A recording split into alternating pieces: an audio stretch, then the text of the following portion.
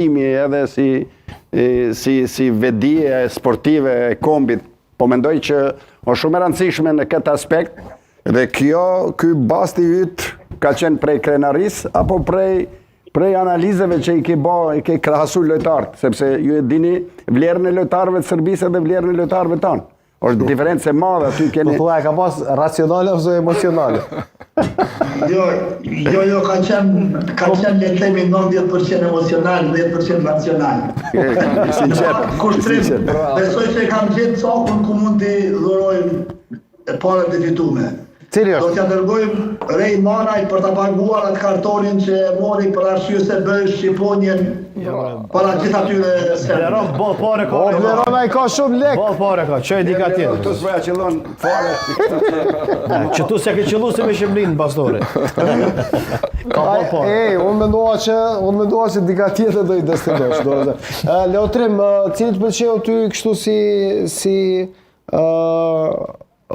si parashikim i Baraliut, çështja e zgjedhjeve apo çështja e Shqipërisë? Që këto po shkojnë të bo bashkë njëna me tjetrën, edhe është shumë e rëndësi vullneti, edhe boste që e ka bo Baraliu, është e ka pos një vullnet sinqert për me mujt me sfidu edhe garën, edhe matje që e the 90% e ke pas emocionale, që pa pas emocion nuk ka as gara të forta, nuk ka as ndjenjë të fuqishme, kështu që edhe loja ishte asisoj, që pa ndjenjë të fuqishme, Fidani pak e përmeni ka të bëj edhe ka këtu rrjedhë historike.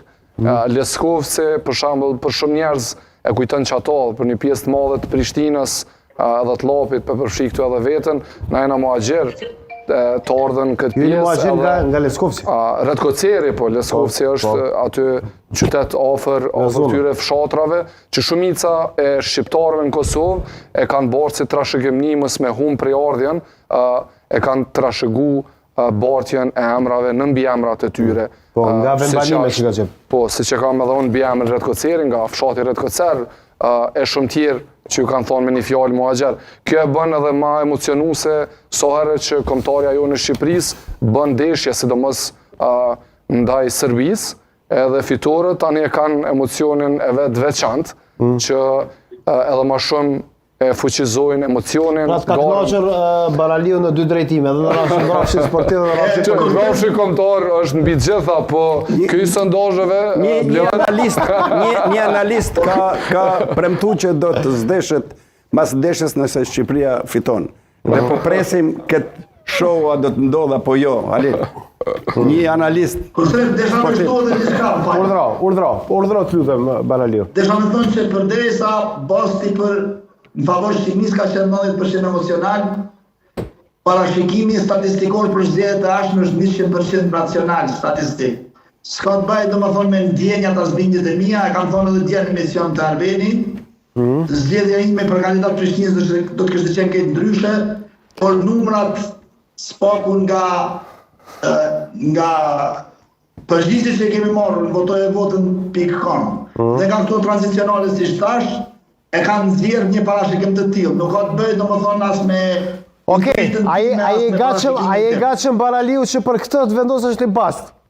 Po, në fakt, ishte një gazetar që tha të bast që Urani Ismaili nuk shkon balotazh, unë thash 25.000 euro atë me vogël bast. Me kë? Ma kthej vetëm me të sheshura. Me kë?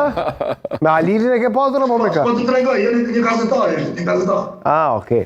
Me dikon tjetër. Një kolegi yti. Usho se unë kam shumë kolegë. Halil, mos e ka bo me ty? Jo, unë me qenë me 10 euro buj me bo bashkë. Koka interesant, mundësi. Ja, me Halilin ujnë me bo me kandidatit. U ky, e pranueshme. E mira koka që, do me thonë koka tut me hi me 25.000 euro bast. Mirë, do me thonë këtu siguria ko ka 100% që del basti. Okej, po... Që ja qëllën rezultatit realisht. Bleron, e dëgjova... Ashtu funde, Berat Buzholla kishte shku një status që do të na djeg nëse nuk dalin rezultatin. Do të na djeg, do t'ju djeg si?